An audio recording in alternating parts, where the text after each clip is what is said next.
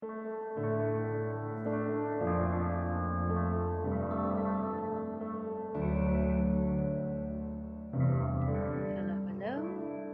to Inspirations, where you can find encouragement to inspire a life. This is Dana Susan Beasley of angelars.biz, and I'm starting a new series on falling in love with the bridegroom. Before I get started, if you would like to get a free Valentine's Day package, including 1, a guide on what to do when you've lost that loving feeling, 2, two original gorgeous floral art prints, and 3, a sweet Valentine's printable. So look below for the link, and this PDF resource actually includes some JPEGs too, is valued at $55, and it will be an encouragement this coming Valentine's Day and beyond. Now, on to today's devotional, and I'm going to start with prayer. Dear Lord Jesus, I thank you that you are our bridegroom, that you are worth it all, and that becoming close to you is the most ultimate desire that we could have for our lives. I just pray that you would bless each and every person that's listening to this podcast, and that you would show us how you are our bridegroom, and that we would indeed fall in love with you. All right, so like I said, I'm beginning a new series called Falling in Love with the Bridegroom, and this is from a devotional that I wrote back in 2009 or earlier, called Falling in Love with the Bridegroom. And it's based on a Bible study I wrote called Becoming God's Bride. And that's a Bible study I ran when I was, in the 1990s with some friends of mine. And I did it in preparation. We were all preparing to become brides in one way or the other. Or we were hoping to be brides, or we knew that we were the bride of Christ, and that's what we most look forward to. So anyway, in 2009, I wanted to study more about the bridegroom, and this is when I came up with this study. And so these are some of the questions I asked. What happens when you fall in love with Jesus? How do you fall in love with Jesus? Why fall in love with Jesus? You fall in love with Jesus by spending time with him. And one of the best ways to spend time with him is through a regular devotional. So I came up with verses that had to do with bride, bridegroom, Jesus love, husband, married, marriage, wedding, and some others that I thought of, like passages dealing with communion. And I wrote this in a devotional, my own private devotional, and I'm going to be sharing with you some of what I wrote. So I am going to begin with Psalm 19:5, and I forgot to get that up. So bear with me while I look in my handy dandy YouVersion Bible app. That's my favorite Bible app. I also love Bible Gateway. That's how I find these topical verses.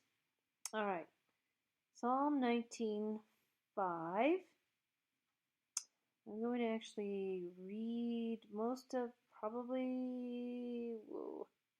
we'll see if I read all of it. I don't know, it's a little bit long, but I'm going to read Psalm 19 out of the New American Standard Version. Friends, this is the word of the Lord. The heavens are telling of the glory of God, and their expanse is declaring the work of his hands. Day to day pours forth speech, and night to night reveals knowledge. There is no speech, nor are there words. Their voice is not heard.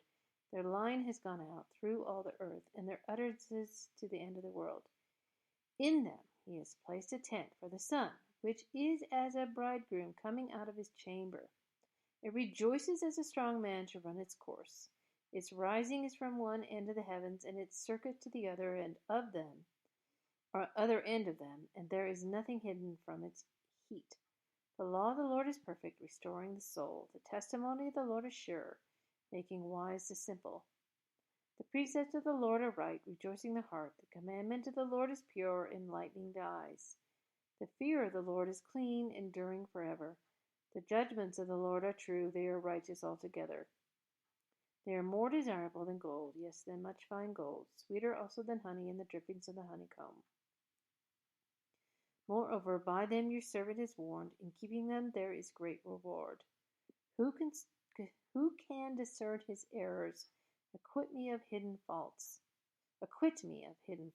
Also keep back your servant from presumptuous sins. Let them not rule over me. Then I will be blameless, and I shall be acquitted of great transgression. Let the words of my mouth and the meditation of my heart be acceptable in your sight, O Lord, my rock and my dreamer. So, in these studies, I always ask, what is a bridegroom like? And then I ask, what is my response? So, Psalm 19:5 in particular, what is a bridegroom? Oh my goodness, sorry, it's been a long day, and it's midnight now. Okay, what is the bridegroom like? He is precious, full of life, full of joy. He is generous, and he delights in his bride. His word restores, makes wise, enlightens, is desirable, and is sweet. The bridegroom is the most ultimate in satisfaction. So then what's my response as the bride? Desire his word over food, something I particularly struggle over, having struggled with binge eating years ago and hypoglycemia and things like that. Stress eating, emotional eating. Anyway, desire his word over food, that's what I said. Over everything. Fear him, keep his word, ask for discernment. My words and what I think about would be honoring to him. And practically, I felt like I needed to be careful about what I say, fill my mind with what is good. And then another question I asked was, what was God saying as I meditated? These thoughts are key to my health, looking to him to fill me, honoring him with what I say and think, and being aware of my needs, wants, and desires. So those are my thoughts from Psalm 19:5. I hope that you find those encouraging and that you will. The best thing that we could desire is to be close to him.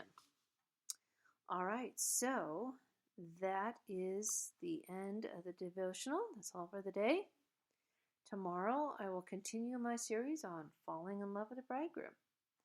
Again, if you want the free Valentine's package, check the link below. Now, would you like to go deeper with the scriptures? Find out more about my Becoming God's Bride Bible study? Check that also in the description box below. And I have some other really fun goodies, especially for Valentine's Day. I know it's a bit late, but you can always check it out and get it for next year. Who knows? But yeah, check all those out in the box below. There are lots of fun goodies and beautiful things there that you'll like.